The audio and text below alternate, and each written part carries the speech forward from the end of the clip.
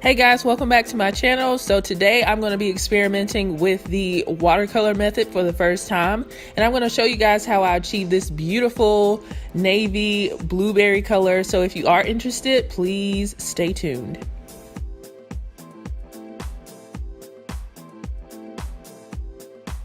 Alright, so this video is brought to you by Annabelle. They were kind enough to send me 3 bundles of their straight 613 hair, as well as a 16-inch 613 frontal.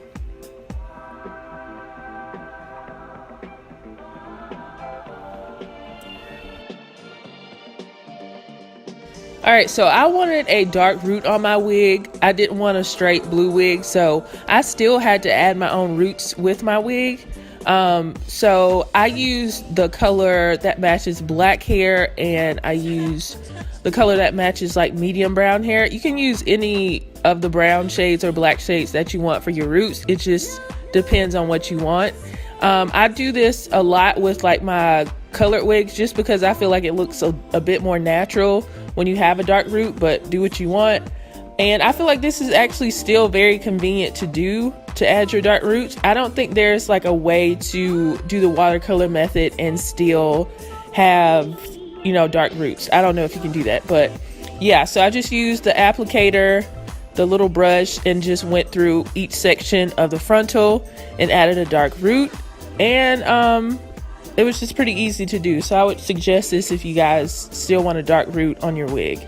And to make this wig, I used the hot glue gun method. I sewed the closure or the frontal onto a spandex dome cap, and then I just hot glued the tracks onto the spandex dome cap. So as soon as I was done with rooting the entire wig, I immediately washed it out. It doesn't take long to add your roots and for it to start developing. And then I let the wig air dry overnight. Okay, so the next day I started with the watercolor method. This was my first time, so I was a little bit scared. Instead of using like, you know, boiling water in a pot and stuff, I used a Sterilite plastic container. And I picked up some hair dye from my local beauty supply store, and it was the brand was Via, and the color was Mood Indigo. And as you guys can see, I was very like timid starting out. I bought 4 bottles of this dye, and I just like slowly started to add the dye, but I wanted my color to be very saturated and rich, not like a pastel color. So I would suggest that you guys, if you want a very rich color, then go ahead and put all 4 of your bottles of dye in your container or whatever you're using. And I decided not to boil mine like on the stove because the water from my kitchen sink gets very, very hot. So this was perfectly fine. So I also use a whisk to mix up my color in the container.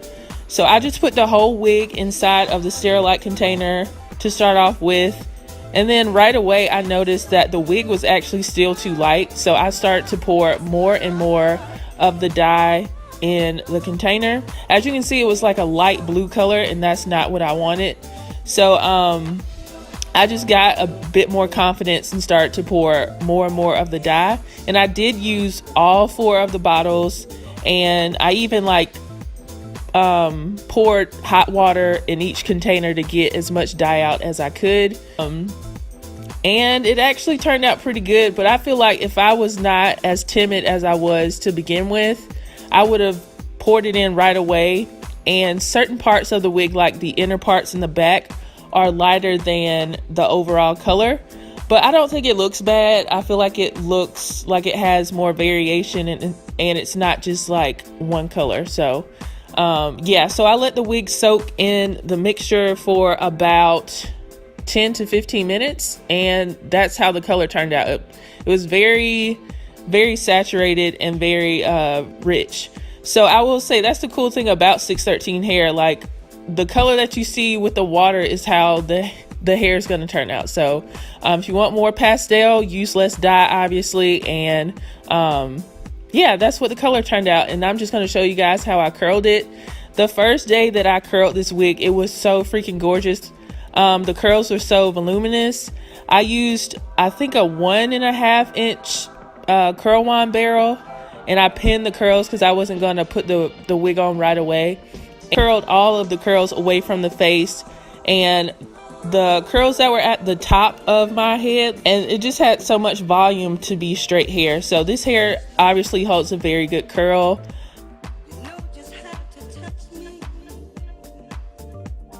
All right, so it's the next day, and I'm ready to apply this wig to my head. I did the ball cap method, and I have not perfected it, so I don't like it. I feel like it's very inconvenient, especially if you're somebody that's not going to wear your wig for, you know, a week or more than that.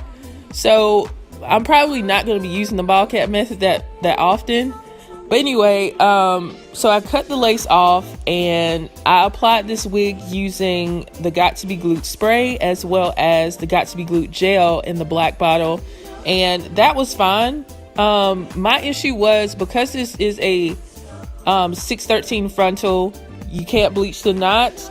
I mean, the knots are already blonde, so people don't bleach their knots, and the lace is really light, so the lace was looking a little bit ashy, like even with powder and even with the Sally Hansen spray tan that I use. So I'm gonna have to start tinting my lace, especially with wigs that start off with 613 color. And yeah, because it was just like a white cast. Even though the wig itself looked very beautiful, I just don't like how that happens. So I recently bought some lace tint because I saw Rhythm and Beauty post about it, and it looked very interesting. It's still on the way, so I'm going to show you guys that in a future video, so look out for that. Overall, I feel like the watercolor method is very, very convenient, especially if you're just wanting to dye your wig one solid color. But I feel like if you want more complex colors, like with several colors involved, you're gonna have to have multiple containers if you're doing the watercolor method, obviously. But I feel like it would just be more convenient to do the traditional route of dyeing your wigs. Yeah, but it's up to you. Now, I used the hot glue gun method before I used the watercolor method, so I had to submerge the entire wig in water, hot water.